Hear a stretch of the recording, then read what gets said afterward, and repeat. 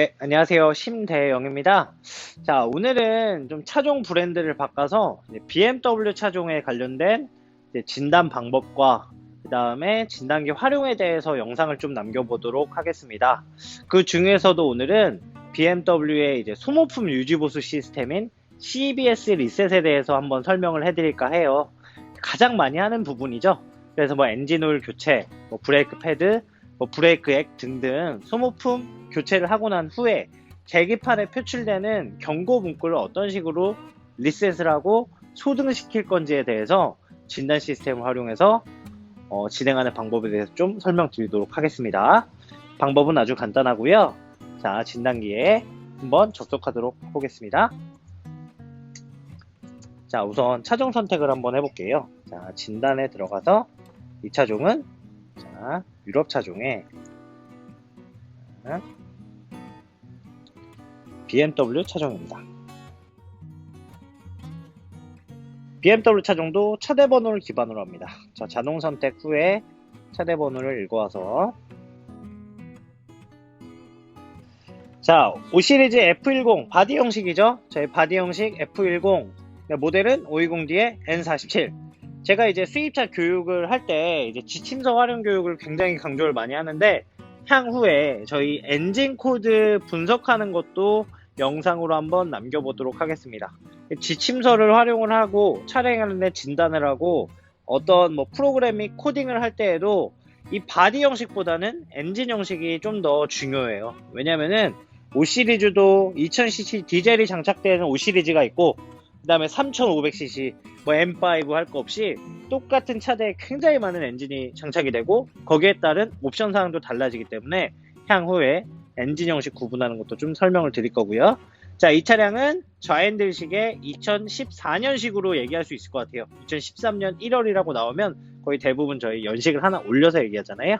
그 다음에 여기 뒤에 나와 있는 DY61934는 이 차종의 차대번호 개 7자리를 기반으로 해서 차량을 구분을 합니다. 그래서 자동 선택과 차대번호를 기반으로 해서 차종 선택을 이런 식으로 진행을 합니다.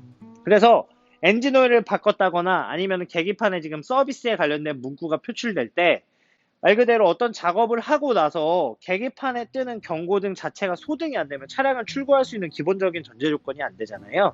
그래서 소모품 교체를 하고 나서는 차종 선택 후에 항상 여기에 나와 있는 핫 펑션을 기반으로 한다는 걸 꼭 알아주시면 돼요.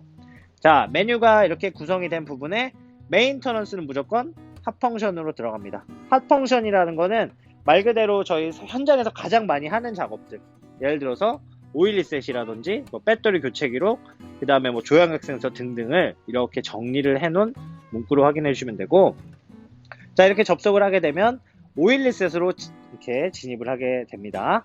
그럼 여기에 보면 CBS 리셋이라고 나오잖아요.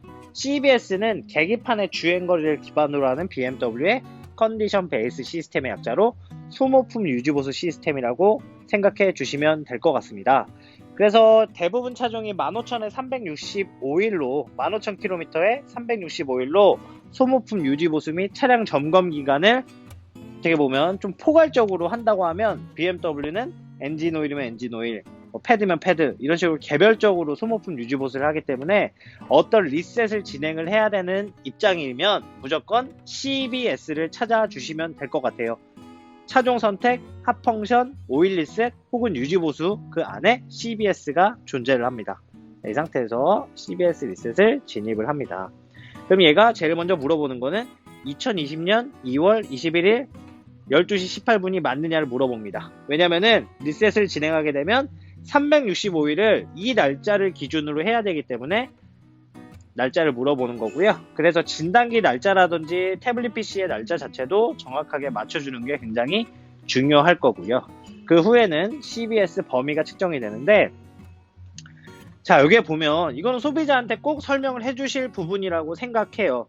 왜냐면은 차량을 안전하게 지금 주행하는 부분에 이 소모품들은 보조의 역할을 하게 되고 교체가 반드시 이루어져야 되는 부분이기 때문에 지금 엔진 오일을 보면 지금 엔진 오일의 사용 가능성이 0%고 여기에 나와 있는 3이라는 숫자는 여태까지 3번을 교체했다라는 거예요. 0%라는 건 말 그대로 지금 사용 가능성이 제로라는 거죠. 그죠? 전방 브레이크는 84%, 그 다음에 후방 브레이크는 27%, 브레이크액 0%. 이런 부분을 기반으로 해서 차량을 안전하게 점검을 하고 소비자한테 이런 부분은 교체를 해야 되겠다라고 하는 거를 신뢰 있게 설명해 주시면은 많은 도움이 될 것 같아요. 이제 실제적으로 정비를 하시는 대표님들이나 아니면은 정비를 받는 소비자분들이나 신뢰를 기반으로 해서 이 사용 가능성을 확인을 시켜주는 게 저는 굉장히 중요하다고 생각합니다. 그럼 예를 들어서 지금 이 차량 같은 경우 엔진 오일이 아닌 브레이크액을 한번 교체를 했다고 한번 예를 들어 볼게요. 그러면 브레이크액을 클릭하고 리셋을 누르면 저희의 목표는 0%는 100%로 바뀌고 여기 끝에 있는 2라는 숫자는 서비스 카운터 한 번 더 했다라는 의미로 3으로 바뀌겠죠. 이 상태에서 리셋을 누르게 되면